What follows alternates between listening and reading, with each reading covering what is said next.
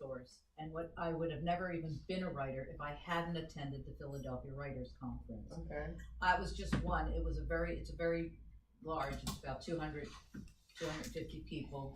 It's expensive now. It wasn't always, but I'm on the board of directors again. And It's not as expensive as a lot of the other ones. no, it isn't. I go It every is. year. It is a 3-day Right. conference, and You I get good have bang been for your involved in it since 1980, and I'm very fond of this particular organization. But check it out, Philadelphia Writers Conference. They did a free workshop 3 weeks ago on the humor and horror. We did it at Arcadia College. So there's a lot of organizations out there like this. There's just the group that we're in here. Right. But there's so much out there. We're in a very metropolitan area, even if it's Philadelphia. It's still it is still. Okay, Google and look up for, especially in your particular genre, that there are groups, organizations that support a particular genre, and then there are local and move out from there writers groups who also have connections that you can then, like that spiderweb sort of idea thing, so to make the connections. My books, I have Rabbit's Tail, again, which is for readers 8 and up. It's an anthology, it's $12. I have the first 2 of my trilogy of my Earthchild books. One is 10, the thicker one, the second one is 12. And then I have my series of science fiction books, all because with linked between these 2 particular characters. And I have the first 3 out, Warrior or something. And that's a part of a series of 10 altogether, which 9 has to be finished and 10 has to be written, but the rest are in various stages of completion and or needed editing. So, and they're each $15. So, Kerry? I have The Witch of Zal is my Wizard of Oz science fiction retelling. It is $10 today. And I have that, and I also have an anthology that one of my short stories is in. It's an anthology from YA to and through adult. It's not any children's literature. And that is also $10, so I have that as well.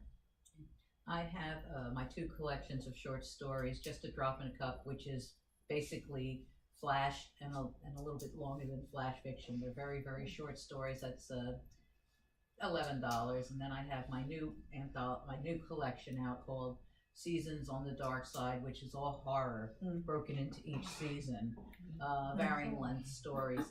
It's a fun read because I'd say about a third or more of it's humorous, and it's dark in so many ways. Humor. Yes, and then the company Jersey Pines Inc. We are now we published the first book, it's a cozy mystery set in a fictitious town in New Jersey called Jump Rope. But it's a really good. It's going to be a 6-book series when we're done. We've published the first book of it, and that we're selling for $15 right now back there. And the second book to the series will be out in January. We also just want to say we have another book coming out called Crypt Gnats, horror you've been itching to read, which will be published in January as well. Tell us about your book. Ask a real quick question. What are cozy mysteries? I've heard this a couple of times. Okay. I feel stupid asking. Cozy mysteries are not like procedurals. They don't have detectives. It's amateur detectives. Yeah. Okay, amateurs Think are Murder, solving. She Wrote, Agatha Christie. I have The Black Lily. It's on Amazon, and I also have a few books in the car. It's an urban fiction book. It's a great read. And romance is in that? A little bit of romance. We have romance, murder. Okay. Romance and murder. One inspires the other. Which came first, the death or the love? Depends on what you're into. Yes. I have my one book apart, and I've got 2 versions. I've got the Kickstarter version, which has an occasional dropped word and a few small typos. If you like to nitpick and find the boo-boos, that's probably your version. That's $10. And then I have the Ingram copy, which is proofread and clean, and that's the one you would get on Amazon. And I also have it on Kindle. And that one's That's $13. $13. I think it's $10 today. Yeah, well, thank you all for sitting. Do we have any questions? Yeah. At this point, any questions, particular authors or subject matter that we didn't have time to cover? This Christine? is kind of one general question. I've heard a lot of people say today that, they'll write every day or, just do a little bit at a time. My struggle with that is that I worry that there won't be consistency in the style and just keeping that story going with, the characterizations and so on. Does anyone else find that challenging, or does you just take care of it in editing? That's part of my problem, is that I like to have a block of time. I can write stuff in 15-20 minutes. I usually reserve those short periods of time for my blog posts because they're shorter and they don't require that creative sinking into it. So I do struggle with that same problem, which is why I did have those 2 hours a day blocked off so I could do that. But I am also one of those strange writers who actually really enjoys revising.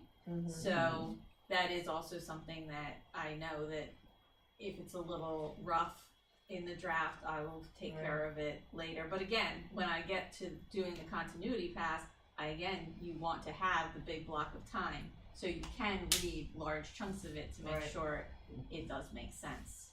Kerry makes an excellent point there. Is if you have a writing voice, sometimes it takes you a little while, like you said, to sink into it. You have to sink into your voice.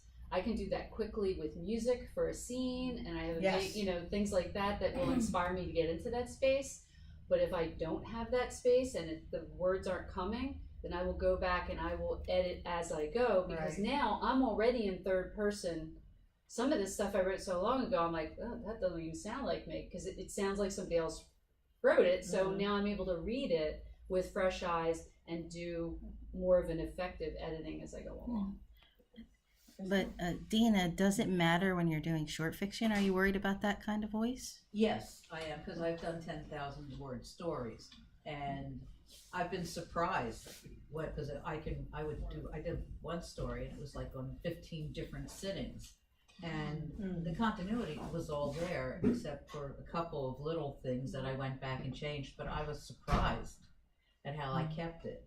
But working on the shorter things, I have so many different voices that, whatever, sometimes when I start a story, I'm feeling one way, and that story can sit for like 4 months before I feel that way again, especially if it's humor. It's hard to be funny when you're not feeling funny. I think what Kerry said, I've noticed it takes me 20 minutes to sink into it. So if I only have 20 minutes, I've just gotten to that point, and then gotta go do something else. I wouldn't have gotten the first draft of my first novel done if it hadn't been for what I call walkabouts. I take off 3 to 5 days. I tell one person where I'm going, and I do not watch television. I do not listen to the radio. I've got my music that I listen to, but I have my routine. In the morning, I'll get out, I'll exercise, I get lunch, and then the rest of the afternoon and evening, I'm just pounding away at whatever I'm doing. Because I'm with you. I couldn't keep that in my head from one day to the next if I got to be completely immersed in it. No. How many different drafts did you take? Okay, the question was how many different drafts before you have what you consider as complete and as best as you can write. And depending on the author, I'm sure, and as many of us in here, that might be 3 times through before you say, okay, I think I have the plot right. And maybe 5 times through before you think, the sequence, I've covered the plot holes, it's in pretty good shape, the characters are pretty 3-dimensional, unless it's one of the flat characters that's basically just catalyst for the protagonist. It might be 10, 15 times through before you like all the words you're using. So it really does depend on, one, the length of the piece and the scope of the piece. Is it the first installment of a series? Is it a standalone? Are you trying to work it to a particular audience that maybe is not your natural audience? adult versus YA. It's not the same type of fiction exactly. So, anybody I else? just have one more thing to say. Yeah. I did a 7,000 word story for this anthology that, that they had all the strict guidelines to, and it was on deadline. And I sent it to them, and he wrote back and said, "This is positively horrendous." And he said, "You've got to rewrite the entire story by next week." So I did. I got it out to him in 5 days, and I was so unhappy. And I just woke up in the middle of the night one night and said, "Oh my God, I have the wrong character telling the story." Aha. And then I had to take the entire story and rewrite it from another point. It was 2 sisters, and I told the story, and that's why it was such a struggle. I told the story through the wrong sister's point of view. And I mean, sometimes it's a simple thing as point of view. Yeah. So a lot of times when I get stuck writing, that's the first thing I think about. Am I in the wrong point of view? Am I, is it first person, or if it's third person, am I using the right character? These are, things you don't realize when you're struggling. Then you want that consistency. So we call an epiphany. Yes. Yes. Yes. Wish we had more of them. Yes, yes. And in closer proximity. Go ahead. I wanted to answer her question. She was asking, I believe you just basically gotta eat, sleep, and breathe with your characters. Because they start. There's that taking that schizo shit thing crazy. going on. Yeah, they do. And you're Yeah. like, oh, that's a consistent flow. Oh, she did do that. He did that. Why is that turtle there? Why? Just like that thing. You just really gotta live with these people. And when you're done your book, you're done. That's just a chapter you close. But that works for me. And it may not work for someone else. But it's a great tool to have. Even if you think of Stephen King. His mind is crazy, but I'm sure he does the same thing. These people live for him, and he gives birth to them. And then he murders them in horrendous ways. That's fine too. But it works. Books and love. But it works. But they still live with him. Yeah, they do. And Any other questions related to any of that? Do you think an antagonist can be too three-dimensional? TOO, 3-dimensional? Yes. That's an interesting question. You mean like a Anybody? Renaissance man that just couldn't possibly work for all situations? Or you're giving too much information about someone other than your primary Then character? Oh, you he's mean not the antagonist. I'm balance actually of... struggling with that right now. With, Okay. I remember I was telling you I was rewriting the one YA. I had sent my YA book, which has 3 points of view. It has 2 protagonists and then the antagonist. And Agent really loved the book, except that she didn't really love the book. So one of the things she says, I don't need to see the antagonist in this book. I love my antagonist in this book, and so part of it I think is personal and subjective. Personally, I don't like flat antagonists, like the Right. twirly twirly ones, wig, you know? Like I want to know why they are the way they are, because that's what's interesting to me about books and about characters. Why did they turn out this way? Like you said, the human mind is the most enticing part of this. So to me, I think there's a difference.